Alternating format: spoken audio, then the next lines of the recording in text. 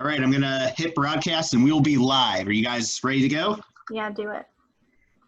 All right. Well, hey everybody, I know a lot of you are just joining right now. As you are joining, I'm going to really quickly just introduce myself and then we'll jump into an icebreaker question. My name is Kevin Singer. I'm co-founder and director of Neighborly Faith. Our organization is really interested and excited about how we get Christian conservatives in friendship, and honest and authentic friendship with people of other faiths, and primarily Muslims, a group that has been a bit misunderstood by our community of evangelicals. And how can we better our dialogue and increase our understanding and appreciation of one another? But again, as people are trickling in, I'll start with an icebreaker question before we do official introductions. And that icebreaker question is this.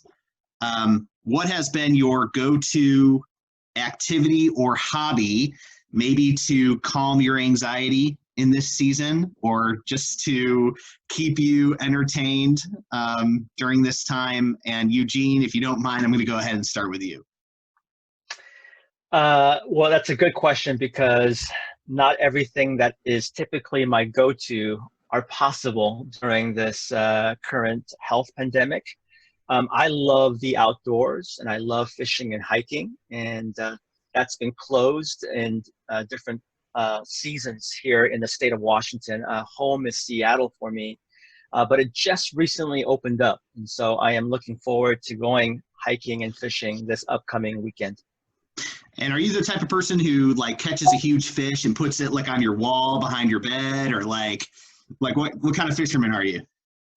You know, my wife would not allow me to do that. And even if she did, I probably wouldn't. But having said that, I release all of my fish with the exception of salmon. I have a hard time releasing salmon just because our family enjoys eating salmon. Okay. And Hamza, you were going to say something. I was going to say, he's supposed to be a fisherman of men. That's my side gig. That's my side gig. Hamza, what are you doing to keep yourself entertained these days? Things are pretty normal for me, to be honest. The great thing about what's happened for me is just it shut down all my travel, which is very nice. So yeah. I'm pretty much have a reading schedule, and I keep to that. I have plenty to keep busy with. So, and then Ramadan, I tend to just shut off almost all activity with the outside world. So. Now, I've been told you have read some books about Christianity. Do you have a book, maybe outside the Bible, that you've read about Christian theology or Christian thought or history that you've liked, that you've really enjoyed reading? Well, I mean, I've spent a lot of time in Christian tradition, so very familiar. Let's see, probably Joseph Pieper is my favorite writer in the moderns. And then I was just reading a very interesting book on the early church fathers. I just read a book on a Catholic book on called The Noonday Devil on Acedia, which was very interesting. So yeah, Aquinas, I like Aquinas a lot. Mm-hmm. That's great. I mean, I'm more in the Orthodox Catholic tradition than the evangelical tradition. So, although we'll let that slide. We'll let that slide. Yeah. Well, I mean, I always say somebody. You know, I was with Bob Roberts. Right. You know, Pastor Bob. Oh yeah. And we were with the Patriarch of Jerusalem, and Bob was telling him, you know, that we need to convert this guy from Islam back to Christianity. And I told him, you know, I told the Patriarch that I've told Bob several times, because Bob says, you know, I want to make you a Christian. I said, Bob, I don't want to make you a Muslim. I want to make you an Orthodox Christian or a Catholic because you're a heretic right now, my friend. So the patriarch loved that. Wow. Okay, well, we'll just let that lay there.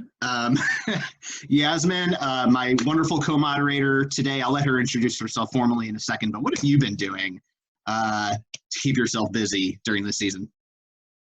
I don't know if it's necessary to keep myself busy, but I had always had this at-home yoga practice called Yoga with Adrienne, and she has a bunch of stuff on YouTube. And quarantine has kind of made me anxious at times, and there's like a lot of bad news. And so I've been doing a ton more yoga with Adrienne. I highly recommend because you don't need a lot of equipment. You can have hard workouts, you can relax, you can meditate. It's been extremely helpful. So all right. Well, that's great. great. More time doing. It's awesome. All right, well, I'll do a formal introduction now. Again, I'm Kevin Singer, co-founder and director of Neighborly Faith. Our organization began in 2015 when my colleague Chris Stackerick and I were studying theology at Wheaton College in Wheaton, Illinois. Our mission is to help evangelical Christians or Christian conservatives to be good neighbors to people of other faiths. If you want to learn more about Neighborly Faith, go to our website, neighborlyfaith.org. Follow us on Twitter or Instagram, or like us on Facebook. This is the fifth dialogue in a series we're doing in April and May, which gives evangelical Christian leaders like Eugene, as well as Muslim leaders like Hamza, an opportunity to share their unique perspectives on various topics and to model honest and respectful dialogue. Today's topic is, where do we go from here? The next chapter of religion and politics in America. Our next dialogue is next Thursday at 3 o'clock Eastern. It will feature Jen Pollock Mitchell, who's a popular Christian speaker and author of a book called Surprised by Paradox, The Promise of And in an Either-Or World. She's an amazing speaker. And then Yasmin El-Hadi, who is a Muslim human rights lawyer, stand-up comedian, and a relationship consultant based in DC. And they're going to be dialoguing about self-care, healthy relationships, and making a home. So you won't want to miss that. We'll make sure to put out some information right at the end of this dialogue for you to register for our next dialogue. But for now, I'm going to have our panelists today introduce themselves. We'll start with Hamza. Tell us who you are, what you do, and why participating in this dialogue was important to you or appealing to you. Bismillah. Well, first of all, I thank you for inviting me on. My name's Hamza Yusuf Hansen, and I'm right now the president of a small liberal arts college in Berkeley called Zaytuna College, which is the first accredited Muslim college in the United States. And we have a BA and a master's program. It's very similar for people that know a Christian liberal arts tradition. It's very similar. We have a great books curriculum. We focus a lot on the trivium, the quadrivium, classical, what would be classical learning in the West. All right, Eugene, you want to go next? Yes, thank you again for the invitation. My name is Eugene, and as I shared earlier, I live in Seattle, Washington. I'm married to my wife, and we have 3 kids, 2 kids in college. Our youngest is a junior in high school.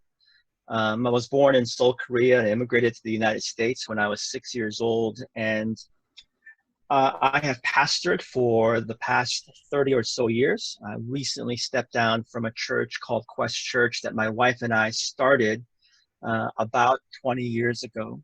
I also run a humanitarian organization called One Day's Wages, in which we seek to inspire people around the world to give up 1 day of their wages at least once a year, as we seek to invest all of that in carefully vetted projects around the world.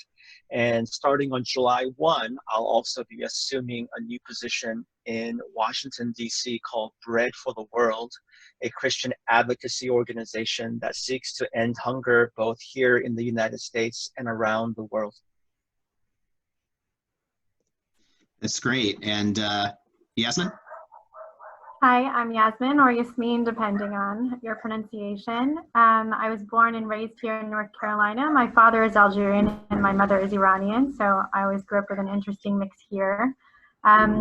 This is the second time I'm co-moderating with Kevin. I'm really happy to be cooperating with Neighborly Faith. It's been a lot of fun, and the conversations have been really fruitful and great, so I'm hopeful that that will happen again today. I think one of the reasons why he invited me was I am a host of a podcast called Me and My Muslim Friends. My producers are radio producers, so Liz Schlemmer works for WNC in Durham, and Aditi Bandlamudi works for KQED in San Francisco. I have to give them a shout out because they work so hard on it, and they are non-Muslim. So it's been a really interesting collaboration with them. We talk about everything on our podcast, from growing up post 9/11 to being a Black Muslim and facing racism, or if you're a Latina convert, what that is like for your identity. So if you're interested in that, we're on Apple Podcasts, Spotify. You can also go to meandmymuslimfriends.com.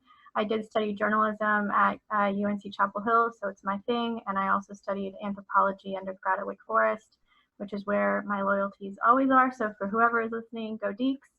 And that's it for me. I'm excited to have this conversation with you all.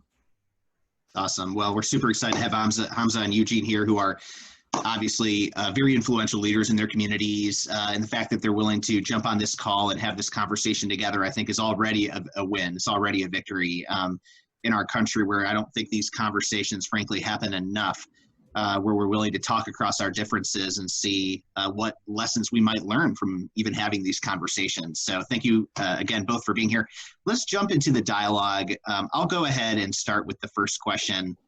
Eugene, you just released a brand new book entitled Thou Shalt Not Be a Jerk, A Christian's Guide to Engaging Politics, right on the heels of this pandemic. I think, what was it, March 1 was the publication date of the book.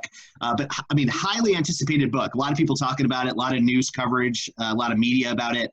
I have a couple of questions just to launch us into this conversation. One, sure. What makes the message of your book distinctly Christian? But also, do you think that the message of the book will still be applicable in this new, sort of this brave new world we're entering into? Well, thanks again for having me and for the question. It's been an interesting time to release a new book. You know, the book launch became a book quarantine, and so it's been disappointing on that level, but it's been encouraging to see people engage it and read it. Certainly those that consider themselves Christian, and others as well. You know, I am not someone that would be considered an expert in politics, even though I get occasionally invited to these kinds of conversations. I'm not obsessed about politics. I don't watch cable news constantly around the clock. My only personal foray into politics was in middle school, when I ran for middle school president and got crushed. I got less than 10% of the votes. But over the years, both as a pastor and as a Christian and as a citizen, I've learned that I need to care about politics because it informs policies that affect people. And the last time I read the Bible, and I read it often, is that God cares about people, especially those who are often marginalized or ostracized in our larger society. That's part of the message that I share in this book. And so to answer one of your questions directly, Kevin, yes, I do believe that people that wouldn't identify themselves as Christians would find value in the book. And I hope that they do, but also because maybe it would help others better understand Christians in a time right now where there's a lot of confusion. Sometimes I'll be watching news, and I have no idea what folks are talking about when they're speaking about Christians or about this broad umbrella of evangelicals.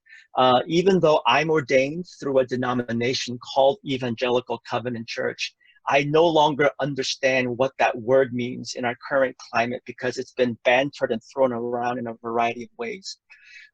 But as you said, the subtitle of this book is A Christian's Guide to Engaging Politics. And I'm speaking directly to the church, the capital C church, and all of its variety of stripes and streams. And I'm speaking to the church because sometimes within Christianity, within Christendom, when we're speaking about issues or problems, and I suspect that it's not just for Christians, our tendency is we want to point the finger at others. We want to blame others, like the danger is over there. Those folks are bad people. Those folks are evil. And so my hope with this book is to challenge and encourage the church to be more introspective, to think about ourselves and perhaps our complicity, maybe in our silence, maybe our idolatry with politics, or something that I call cultural Christianity, where we're more enamored by privilege or power, but not always a life that parallels the life and ministry and ethics of Jesus. So I'll end right there. Hamza, what are your thoughts on that? On what was just said? Yes. Yeah, I mean, it's obviously something that concerns all of us. We're, as Aristotle pointed out long ago, we're political animals. We live in aggregates that demand a type of cooperation, and when things break down, they can get very very ugly. And I think people tend to forget how fragile political institutions are. States can fail. Things do break down. And we have a history of an immense amount of suffering because of political breakdowns.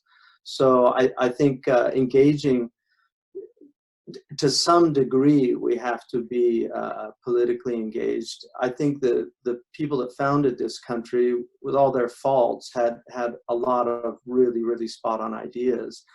But one of them, and the only private institution mentioned in the Constitution, is the press, because they really understood that a well-informed population was absolutely necessary for a republic to work, and that if you had people that were not well-informed, then you're in trouble. And one of the, I think, really interesting aspects about that early period is their op-ed articles are now considered classic literature. So, you know, people study these things now at the university level. And a lot of average Americans don't even have access to something like the Federalist Papers, because they don't have the language skills to get into complex compound sentences anymore. So I think we're, you know, overall, I think our society is in a lot of trouble right now, and there's a lot of crises. It's not like I don't know enough about history to know that this is not something new. We've been through many crises before, but I think there's certain aspects now. Mass control is one of them. I think people don't realize how massively controlled people's thoughts are in this country. The people that watch the same programs, and those programs are controlled by a very small group of people that have, a lot of them have agendas. Some of them are business agendas, and some of them are political agendas.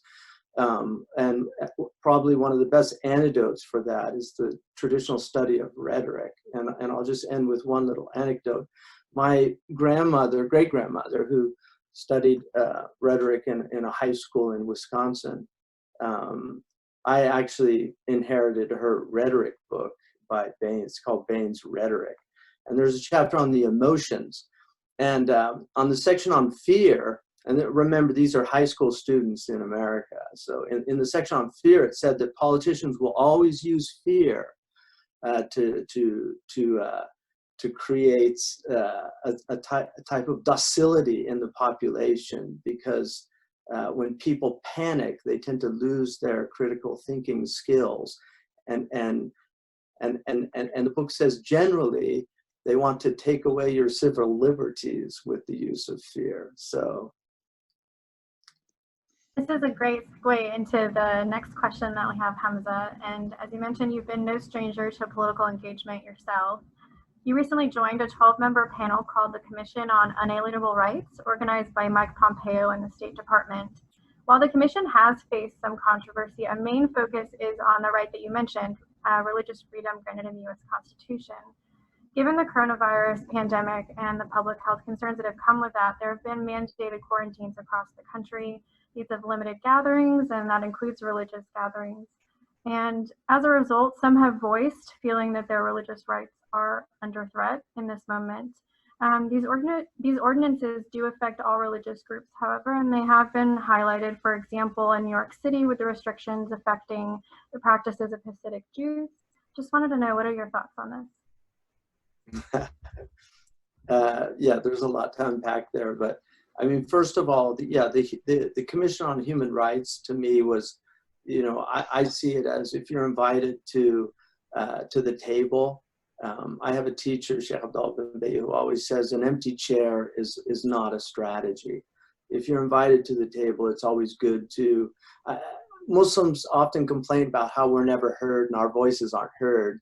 And then when you're actually invited to the table where your voice can be heard, then a lot of Muslims will condemn you for being at the table. So it's one of those catch-22 situations in our community. It's unfortunate, but it is what it is. In terms of what's happening now, this is unprecedented. Even in 1918, they did not do the type of quarantine that we're seeing. So this is the first time, I think, in human history. Apparently 65% of the global population is now under house arrest, technically. I mean, fortunately, in this country, we're still allowed to go out and exercise and do things outside. So if you keep your social distancing. But in some places, and I've talked to friends in different countries right now, it's much more severe. And so I think the danger is clear and present, personally, that governments tend to really enjoy the type of power that comes in situations like this. And we have, I think our founders were very concerned about the importance of being vigilant, which is why we have the Second Amendment. I mean, it was actually because they were worried about government encroachment.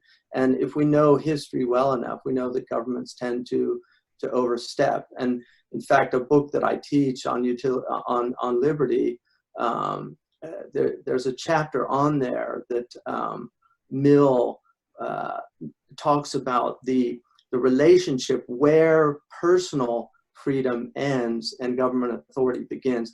That is a very, very difficult gray area in human history. And for the last 200 and some odd years, we in America have, not all of us obviously, but many people in America have enjoyed a great deal of liberty. And so I think a lot of Americans right now are feeling, they're concerned, and I understand those concerns. On the other hand, we have a situation that you have epidemiologists that are explaining the importance of these mandates. And so it becomes, I think, a very difficult area, and I don't really have any absolute answer, but I've been asked about people like these guys, give me liberty or give me COVID-19, you know, the Michigan people with the guns and everything. And, you know, there's something in me that actually appreciates that libertarian spirit that I think "Don't tread on me" was one of the slogans of the American Revolution. So I get that, where that's coming from. And Ibn Khaldun says it's actually a very important quality, because he says when people lose the ability to defend themselves in a society, then tyranny is quick to follow. So I understand those concerns. Eugene, do you have any response? Yeah, well, thank you. It's really a privilege to be on this conversation with Hamza, and this is the first time that I've interacted with him, but have heard of him and know of him through some articles. So it really is an honor just to be in this conversation. I also want to be able to extend a blessed Ramadan to him and to you, Yasmin, as well. Thank you. This is a really interesting question. I don't know of anyone that's enjoying this stay-at-home or quarantine or whatever word that we want to use. Even in the beginning, there were some introverts who were saying that they enjoy this, but I think now, 6, 7, 8 weeks into it, and living in Seattle, we were probably the initial epicenter of COVID-19 here. And so we have been feeling the weight and extent of this. And I don't necessarily see this as anything directed to religious practices or to a particular prejudice against religious people, although it has been in the news in a variety of expressions. In some ways, I have been trying to counsel my fellow Christian leaders and pastors to say that we should be informing our congregation, those that we care for, that the reason why this matters is because this is an opportunity for us to model what it means to be for the common good. that it's not just about our local body, our local congregation, or whatever it might be, but it's our opportunity to model seeking the peace of the city, if you will. And also because I think I'm also impacted by my lens as someone who has spent some time living in Korea. One of the love-hate things that I have about America, and I'm a proud American citizen, a naturalized American citizen. There's so much but I also have a love-hate relationship. And sometimes it's about the exact same thing. And in this case, it's about individual freedom. Like, I love that about America. And yet I also feel like when it's not stewarded well, it can become very excessive about me, myself, and I. And so I see some of that even in the protests that are taking place. The idea of folks plastering themselves with guns and machine guns is just hard for me to process. Whereas I think living in Korea, part of it, again, good things and bad things, it's more of a communal culture.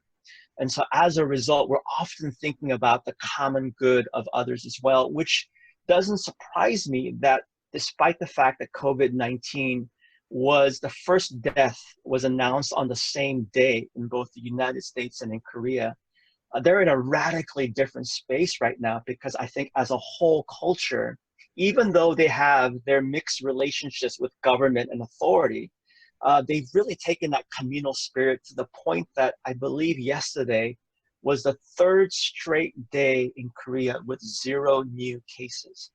And so there's probably a lot more that can be said there, but again, I'll leave it at that. Hamza, I'll reopen it to you in case you had any additional thoughts before we move on. Well, I mean, I think one of the most fundamental important aspects of religion is the ecclesia, the songhai, the minyan, the jama'ah. You know, every religion has this understanding of coming together, but we also have the anchorite tradition. We also have the idea of really kind of retreating and going into the self, the sannyasi in Hinduism, you know, where you really need to depart from the world in order to get a different perspective. And so I think this is an incredible opportunity. Like Reverend Eugene said that he didn't know anybody was enjoying it. This is one of the best things that ever happened to me personally. Like I get the hardships, and it troubles me that people have those hardships. But for me personally, this has been an incredible time to do, you know, I don't know. I mean, I'm an ambivert, and I know I have friends that are extroverts that are having a really hard time. Introverts tend to have an easier time in these type situations. So there are a lot of people, the more gregarious type of people, that need a lot of human interaction, but there are those of us who really enjoy communing with the dead. I mean, I spent a lot of time with dead people, and I love their company. They never talk back to me, which is interesting, but they challenge me constantly. So I definitely enjoy this time. It's been a wonderful time for me personally.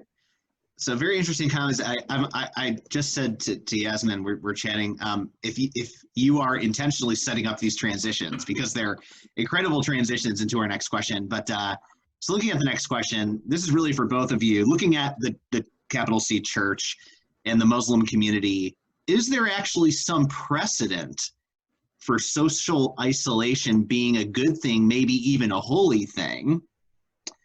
For example, in a recent panel, Hamza, you alluded to the early church fathers, who you said you've been reading about recently, who deliberately sought isolation. Eugene, you wrote in a recent tweet, quote, "Large crowds or small crowds or no crowd, preach for an audience of one and live for an audience of one." And so is there some sense in which isolation could be sanctifying, as we Christians like to say? Hamza, I will go ahead and start with you first. No, go ahead, Eugene, because I spoke last. Okay, Eugene, go ahead. Well, thank you. Hamza, you speaking about communing with dead people, I was just thinking about an episode of The Sixth Sense that just came to mind. If you've ever seen that film, it's an amazing film. So I happen to be an introvert, and so I do enjoy some of this isolation and solitude.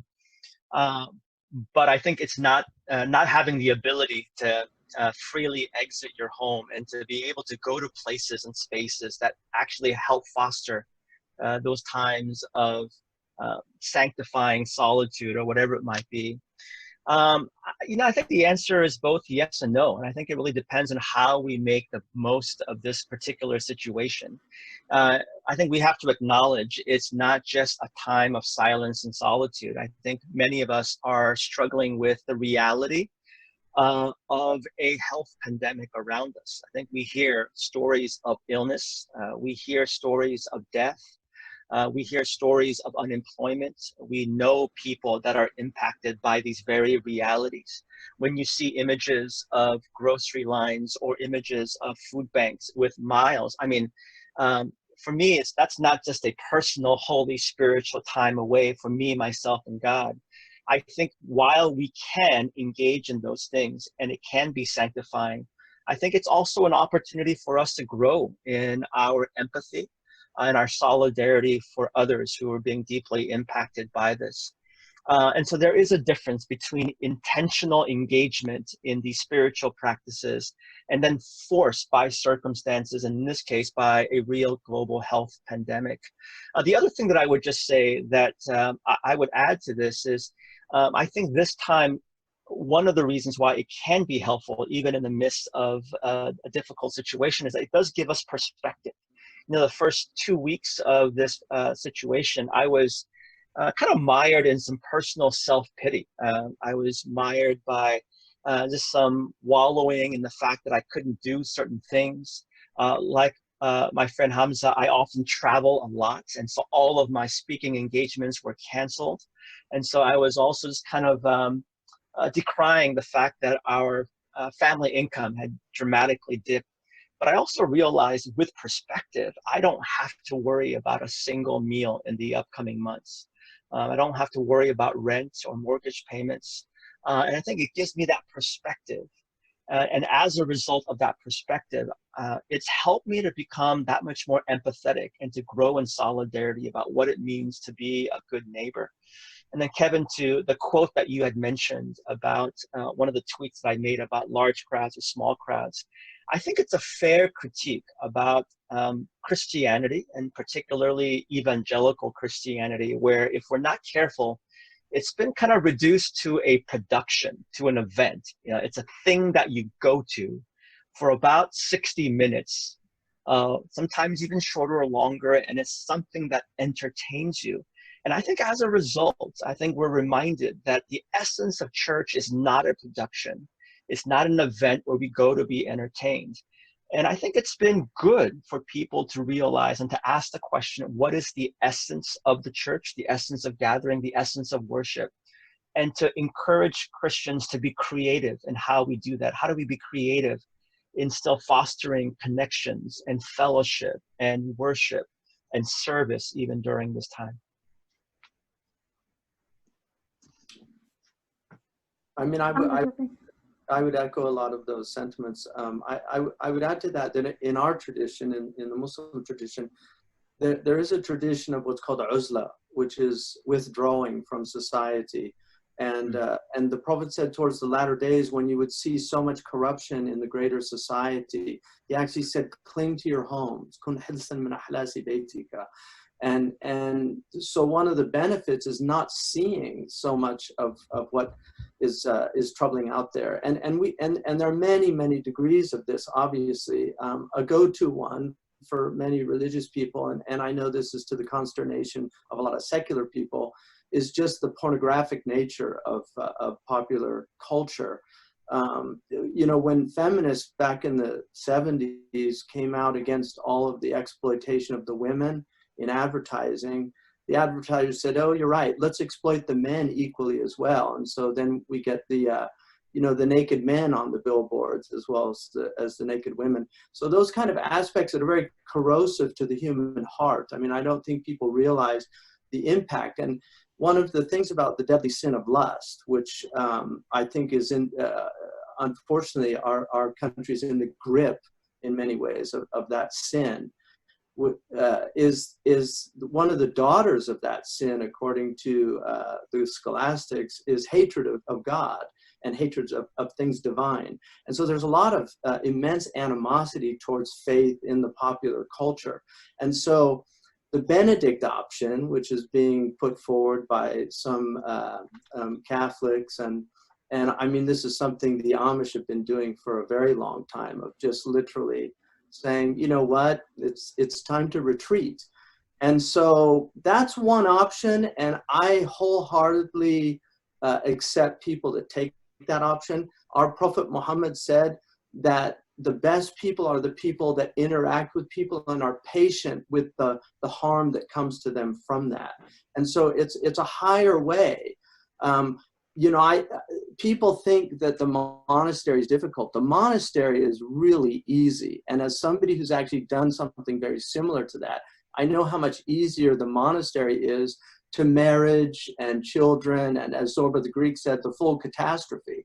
You know, that when you enter into the world is an immense struggle, and but it's also something that's it's through suffering that wisdom comes, as Aeschylus said. So it's just part of the human condition, and we grow with that. Serving is a really important aspect of our religions, and it's not serving the self, it's actually giving up the service of the self for the service of the other, which is very important. And then seeing the other as a brother. You know, an intriguing linguistic coincidence in Arabic and English is other. The word for other is in the word for brother, and in Arabic the word for brother is in the word for other. Eugene, any last thoughts on that question? No, I think we're ready for the next question. All right. I'll jump in. Okay, so just before these new restrictions are put in place, Eugene, you were appointed as the new president of Bread for the World. I know you're working on that. It's a prominent Christian advocacy group dedicated to ending hunger. And Hamza, you are president of Zaytuna College, which is training future leaders and thinkers in the Islamic intellectual traditions in California. Assuming that the world is going to look a bit different for a while, considering how long this is extending, how are you going to lead these organizations to be effective with all of this going on? Are the current restrictions an impediment to you fulfilling your mission, or are you also seeing some opportunities in your work? Hamza, let's start with you on this one. Well, I think for colleges right now, all the colleges are really looking at this with some trepidation, some concern, because one, I think the online, while it's tempting, I think there's a real downside to online learning. I think and this gets back to the ecclesia, the coming together of groups. I mean, it's very important for students to be in an environment where they interact with mentors and teachers, and that's at the heart of what Zaytuna College is about. So we very much see this idea of elders and the importance of really mentoring young people, and a lot of that it's necessary to have real physical proximity. So when you're online, it's very different. Even now, we would have a very different interaction if we were sitting in a room together than in disembodied images that we're seeing online. So I think I'm concerned about it. It's a difficult time. We've transitioned completely online so all of our students, with the exception of a few international students that could not go home, our students are now learning online. Some of them are fine with it, but other ones are having a difficult time. So I think that's natural. So these are challenges, but like I said, we're in uncharted waters. This is unprecedented times, and I think all of us are going to be grappling with this in the coming months, of how we best adjust and adapt to the circumstances that have been thrust upon us. And this is the nature of the world. I mean, the world will thrust upon you things that you just do not expect. And this is why God has made us an adaptable creature. For good and for ill, because the horrors that people can adapt to are very troubling. And the desensitization, I mean, our society has become so desensitized to violence. It's almost unbearable for those of us who are sensitive to it. Eugene, how about you and your work? Yes, I'll be assuming the title of president starting on July 1, but I have begun the onboarding and the orientation process, and it has been dizzying because of the current situation, not just with the health pandemic, but because of the work that Bread for the World actually does is around trying to engage lawmakers around policies that impact everyday citizens, but especially those who experience hunger and poverty in a variety of ways. So in other words, what I'm saying is the last 2 months since I was announced, we have been really working around the clock. It has been so intense behind the scenes, engaging with lawmakers, policymakers, activists, organizers, because as many of you know, for those who are watching or listening to this, this has impacted nearly everyone on the face of this earth. And we see the number of people who are experiencing unemployment skyrocket, and it's still going to increase. Earlier, I mentioned food pantries and food banks. The lines that are at these places are tragic.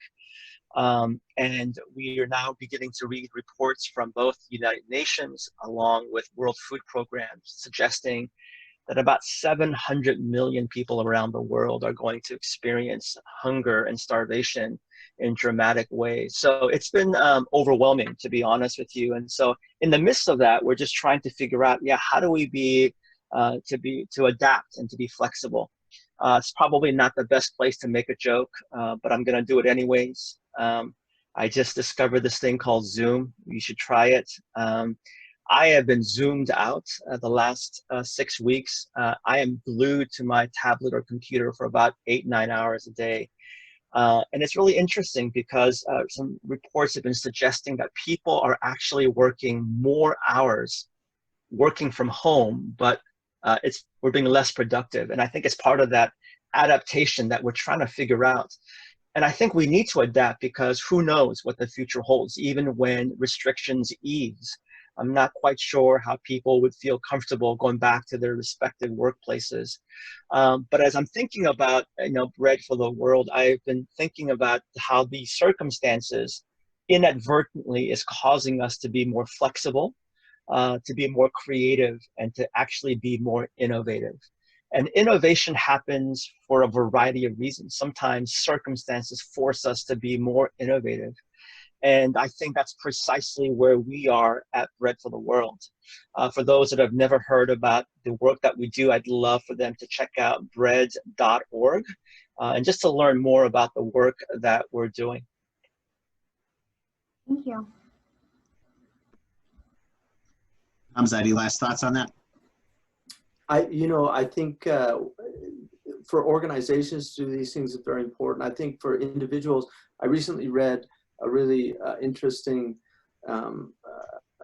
chapter in a book by a famous Andalusian scholar who was talking about a plague that had afflicted Andalusia.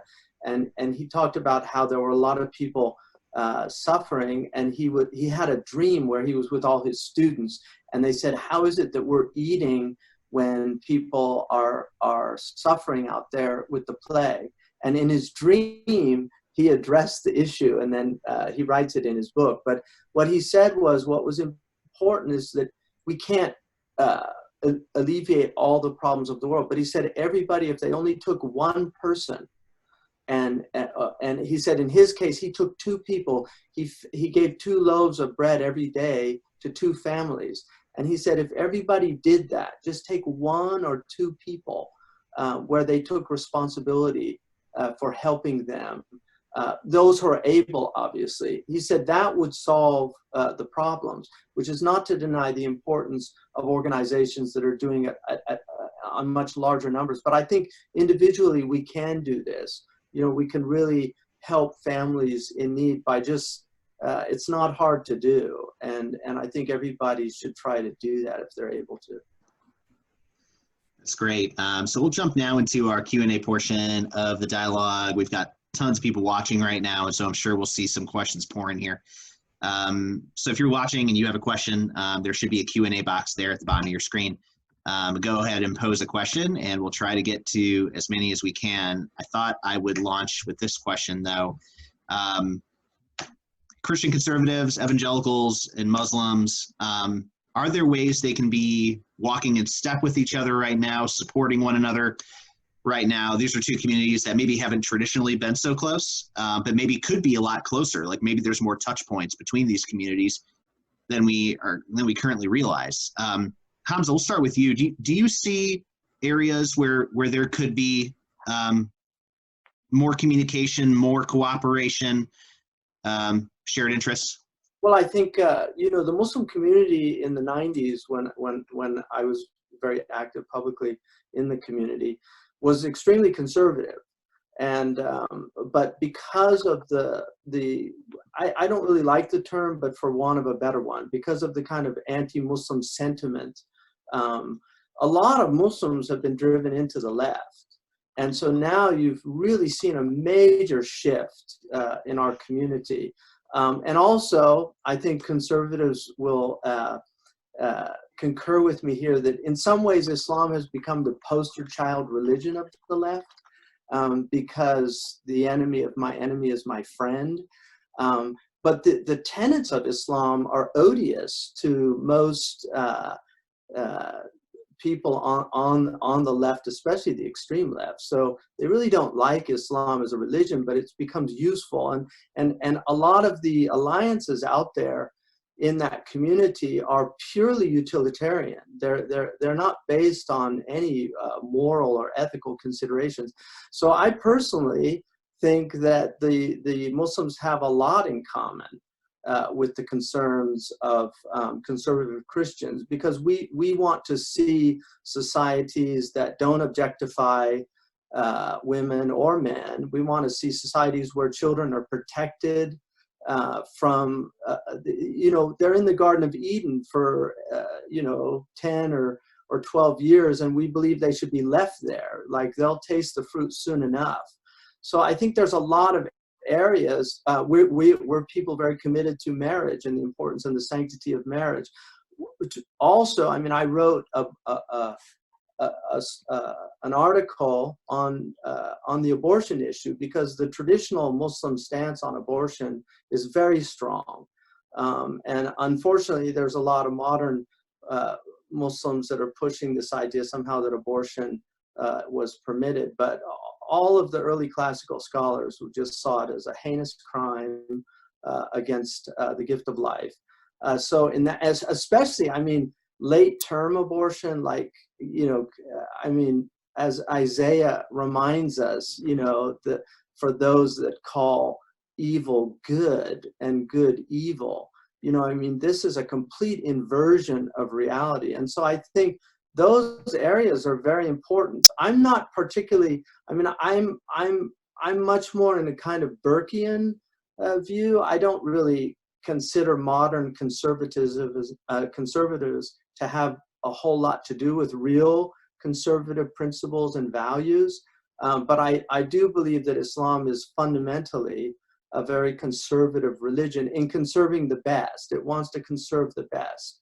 And so I think there's a lot of areas where Muslims and traditional peoples in the United States can ally for the good. And I think that if Christians, if they had a better understanding, and somebody like Gary Wills is a good example. Gary Wills was a public intellectual, Pulitzer Prize winner. He wrote a brilliant book on Lincoln at Gettysburg. He was a classicist, I think a quite extraordinary man. But somebody asked him in a gathering after 9/11, you're a scholar of religion, is the Quran a crazy book? And he said, he felt ashamed that he had never read the Quran. And so he actually spent a year of his life studying the Quran and wrote a book as a Christian, what the Quran means and why it matters. It's a very important book. But I think he came to the realization that, that he was prejudiced And I think there's a lot of Christians that have deep prejudice towards the Muslim faith, and they don't know it. And if you think ISIS is Islam, then Catholicism is pedophilia, and I mean, or the Ku Klux Klan, evangelicals or Ku Klux Klan members. I mean, these kind of really characterizations of faith that had an immense impact on Christianity. And anybody that studies the history of Christian theology, that reads Aquinas or reads some of the great scholastics of the Middle Ages that were heavily influenced by Averroes and Avicenna and Farabi and Ghazali, and these are historical facts. So this idea somehow that a civilization that could build the Taj Mahal is a civilization of suicide bombers. I mean, that's just, I think that should smack in the face of anybody with a modicum of intelligence as something that really needs to be reassessed. Speaking of books, Hamza, we had a question come in for you, but Eugene, I want you to feel free to jump in because everyone should just read more. The question is, I'm a practicing Muslim at a potential critical time of spiritual growth with this opportunity to grow during this pandemic. I'm looking for some thought-provoking books and authors so I can increase my communication with the dead. You mentioned Zorba the Greek, Ibn Khaldun. What are some books that you would recommend for a layman without classic deep training in a liberal arts education to improve spirituality? And so that's why I also wanted to open it up to Eugene, because that's pretty broad. But we'll start with you, Hamza, since it was directed at you. Well, we have an immense tradition of great spiritual literature. Some of it's been translated into English. I would look into some of the books that have been translated by Imam al-Ghazali. I worked with a project on Ghazali for children, and so we've done several books now from his. But his books are a really excellent place to start for somebody that really wants to deepen their knowledge of traditional spirituality.